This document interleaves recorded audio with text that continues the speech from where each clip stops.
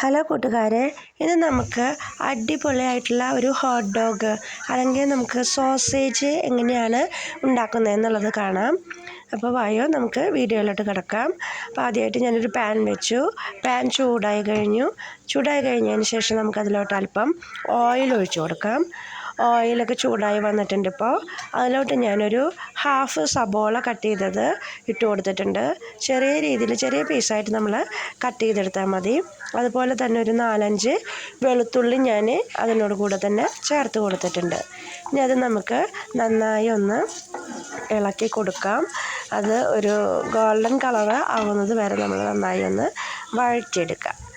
അതിന് ശേഷം നമുക്ക് ബാക്കിയുള്ള ഇൻഗ്രീഡിയൻസ് അതിലോട്ട് ആഡ് ചെയ്ത് കൊടുക്കാം. ഞാനിപ്പോൾ അത് അവിടെ വേറൊരു പയറിൻ്റെ കറിയും കൂടി വയ്ക്കുകയാണ്. അപ്പോൾ 2 പണിയും കൂടി ഒരുമിച്ച് അങ്ങോട്ട് കൊണ്ടുപോയിക്കൊണ്ടിരിക്കുകയാണ്. അപ്പോൾ നമ്മുടെ സബോളയും വെളുത്തുള്ളിയൊക്കെ ഒരുവിധം നന്നായി വഴന്ന് വന്നിട്ടുണ്ട്. അപ്പുറത്ത് ഞാനവിടെ പയർ വേവിക്കാനായിട്ട് വെച്ചിരിക്കുകയാണ്.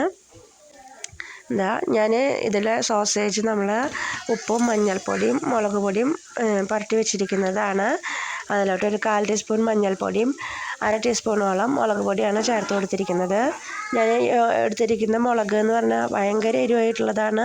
അതുകൊണ്ടാണ് കുറച്ച് എമൗണ്ട് ചേർത്തിട്ടുള്ളത്. നിങ്ങൾ ആവശ്യത്തിനനുസരിച്ച് മുളകിൻ്റെ ലെവലനുസരിച്ച് നിങ്ങൾ ചേർത്ത് കൊടുക്കുക കേട്ടോ.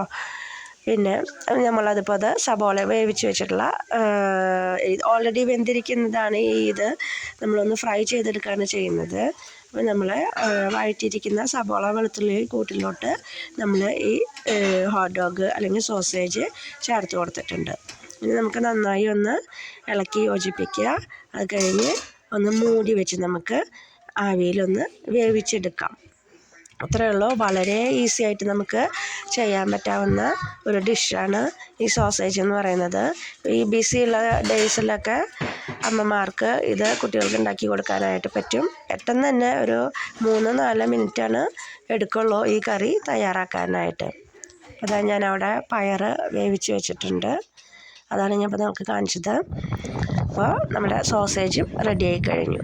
അപ്പോൾ എല്ലാവരും ഇതൊന്ന് ട്രൈ ചെയ്ത് നോക്കുക. ട്രൈ ചെയ്തിട്ട് അഭിപ്രായം പറയാനായിട്ട് മറക്കരുത് കേട്ടോ. അപ്പോൾ നമുക്ക് അടുത്ത അടിപൊളിയായിട്ടുള്ള മറ്റൊരു വീഡിയോയുമായിട്ട് വീണ്ടും വരാം.